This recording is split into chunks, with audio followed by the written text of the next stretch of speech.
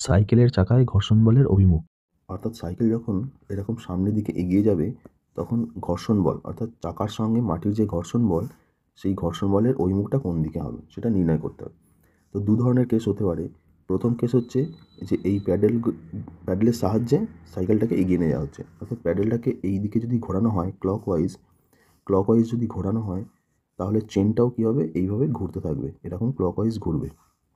চেনটা ঘোরার ফলে এই যে পিছনের অংশটা, যে অংশটা সাইকেলের পিছনের চাকার সঙ্গে লেগে আছে তার উপরে চেনের অংশ এরকম সামনের দিকে একটা বল প্রয়োগ করবে এবং নিচের অংশ এরকম পিছন দিকে একটা বল প্রয়োগ করবে। দুটো সমান বল বিপরীতমুখী এবং তারা একই রেখায় ক্রিয়াশীল নয়, যার ফলে একটি টর্ক উৎপন্ন হবে, যে টর্কটা চাকাটাকে এইভাবে পিছন দিকে ঘোরাবার চেষ্টা করবে।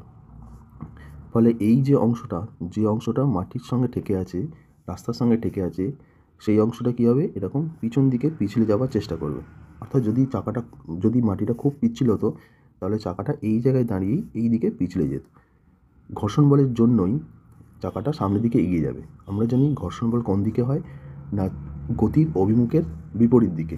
অর্থাৎ যেহেতু চাকার গতিটা এরকম পিছন দিকে, তাহলে ঘর্ষণ বলের অভিমুখটা কোন দিকে হবে, ঘর্ষণ বলের অভিমুখটা হবে পিছনের চাকায় এরকম সামনের দিকে।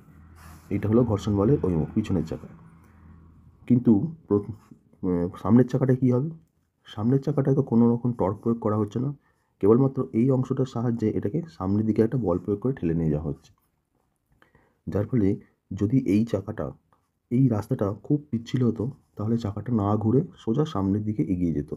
অর্থাৎ মাটির সঙ্গে বা রাস্তার সঙ্গে যে অংশটা টেকে আছে তার গতির অভিমুখ সামনের দিকে, তাহলে ঘর্ষণ বল কোন দিকে হবে, ঘর্ষণ বল হবে এরকম পিছনের দিকে। অর্থাৎ সামনের চাকায় পিছনের দিকে এবং পিছনের চাকায় সামনের দিকে হবে যদি প্যাডেল করে নিয়ে যাওয়া হয়। 2 নম্বর কেস, ধরা যাক প্যাডেল নয়, শুধুমাত্র হ্যান্ডেল বা সাইকেলটাকে ধরে শুধু এরকম সামনের দিকে এগিয়ে নিয়ে যাওয়া হচ্ছে। যার ফলে এই যে পিছনের চাকা কোনো রকম টর্ক প্রযুক্ত হচ্ছে না, ফলে কী হবে, চাকাটা এরকম সামনের দিকে হড়কে যাওয়ার চেষ্টা করবে। অর্থাৎ মাটির সঙ্গে যে অংশটা লেগে আছে সেই অংশটা কী হবে, সামনের দিকে যাওয়ার চেষ্টা করবে।